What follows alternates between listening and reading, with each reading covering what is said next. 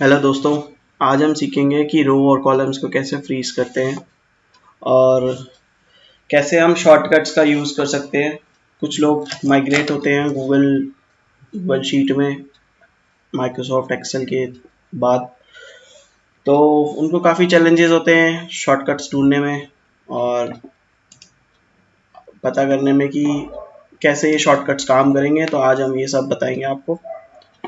इससे पहले आपने कोलैबोरेटिंग टूल्स के बारे में वीडियोस देखा होगा। आई होप आपको ये पसंद आया होगा। तो चलिए शुरू करते हैं। तो सबसे पहले मैं शॉर्टकट्स के बारे में बताता हूँ आपको। ये हेल्प सेक्शन में जाके कीबोर्ड शॉर्टकट्स होते हैं। अगर हम इनको अनेबल करते हैं तो ये सारे शॉर्टकट्स जो हैं अनेबल हो जाते हैं फिल्टरिंग के लिए, और जैसा आपको सही लगे आप उसी हिसाब से देख करके यहाँ पर यूज़ कर सकते हैं। लेट सपोज अगर हम फिल्टर की बात करें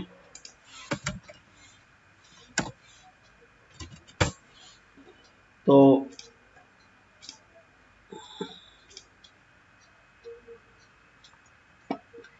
create a filter. So this is the shortcut for filtering, and you can see all the options and use accordingly. इसमें जैसे मैं फिल्टरिंग के लिए यूज़ करता हूँ यहाँ पर Alt टी, तो जिससे फिल्टर यूज़ हो जाता है, और हटाने के लिए भी सिमिलर है Alt टी। तो काफ़ी हैंडी रहता है। चलिए अगले स्टेप पे चलते हैं।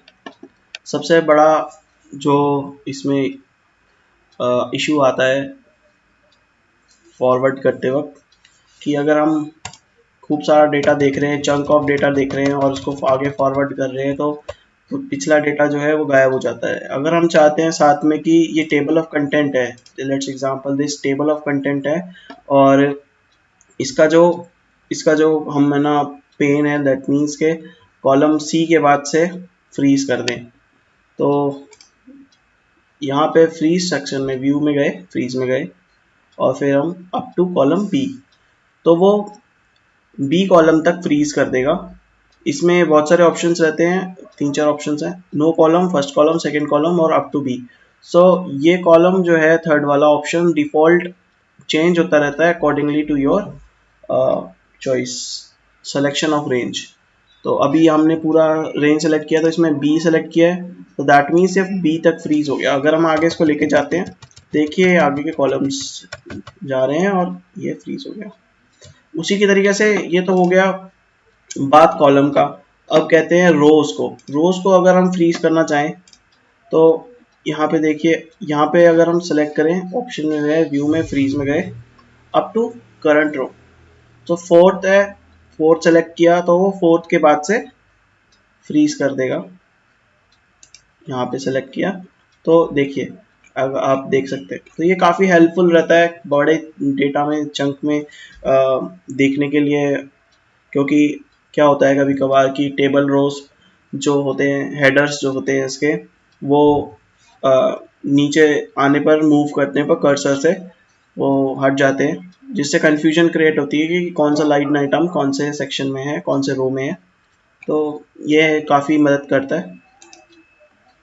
और हाँ, अगर नया कॉलम ऐड करना हो या डिलीट करना हो, सिंपल तौर पे देखा जाए तो यहाँ पर जैसे सपोज मैं ये बोलूँ कि एक कॉलम है एच, तो एच के कॉरस्पॉन्डिंग अगर हमको ऐड करना है तो कंट्रोल प्लस शॉर्टकट की होती है, जिससे कॉलम ऐड होता है, और कंट्रोल माइनस से डिलीट हो जाता है। और अगर आप चाहते हैं एक स्पेसिफिक कॉलम को डिलीट करना, तो यहाँ पर एक ऑप्शन आता है कंट्रोल स्पेस बार, जो कि मैं डिस्क्रिप्शन में डाल दूंगा। कंट्रोल स्पेस बार से पूरा कोई भी कॉलम सेलेक्ट हो जाता है। जैसे ए कॉलम पे स्टैंड किया सेल को और कंट्रोल स्पेस बार दबाया, तो ये पूरा का पूरा सेलेक्ट हो जाएगा।